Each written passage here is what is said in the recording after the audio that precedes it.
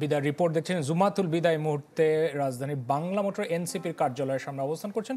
নির্বাচনকে সামনে রেখে দলীয় মনোনয়নপত্র বিক্রি করছে জাতীয় নাগরিক পার্টি এনসিপি। আমরা সে ব্যাপারে সর্বশেষ জানার চেষ্টা করছি। আজকে থেকে তো এনসিপি মনোনয়ন ফর্ম বিক্রি শুরু করেছে। ফর্মের মূল্য কত ধরা হয়েছে এবং এই কার্যক্রম কতদিন চলবে?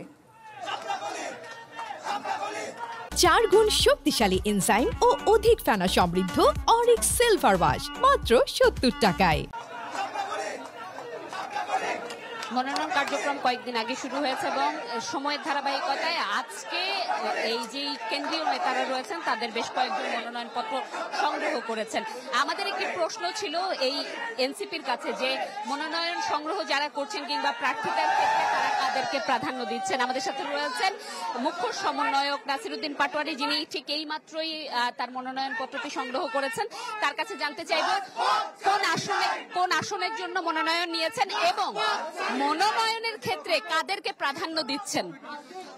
আমি আজকে উৎসবমুখর পরিবেশে ঢাকা 18 আসনের জন্য মনোনয়ন ফর্ম তুললাম এবং আমরা পুরো বাংলাদেশের মানুষের কাছে আহ্বান জানিয়েছিলাম, সমাজের যারা ভালো মানুষ, পেশাজীবী রয়েছেন, লয়ার্স রয়েছেন, ইঞ্জিনিয়ার্স রয়েছেন, ডক্টরস রয়েছেন এবং যারা দীর্ঘ সময় পেশি শক্তির কাছে পরাজিত হয়েছেন, দুর্নীতি চাঁদাবাজ মুক্ত, আওয়ামী লীগ জাতীয় পার্টি মুক্ত যারা বাংলাদেশের সজ্জন ব্যক্তি রয়েছেন, আমরা তাদের কাছে আহ্বান জানিয়েছিলাম জাতীয় নাগরিক পার্টির শাপলাকলি নিয়ে আপনারা ভোট যুদ্ধে অংশগ্রহণ করুন। এর মধ্যে আমরা পার্লামেন্টে যাব ইনশাআল্লাহ শাপলাকলি নিয়ে, সেটা নিয়ে আমরা কাজ করতেছি।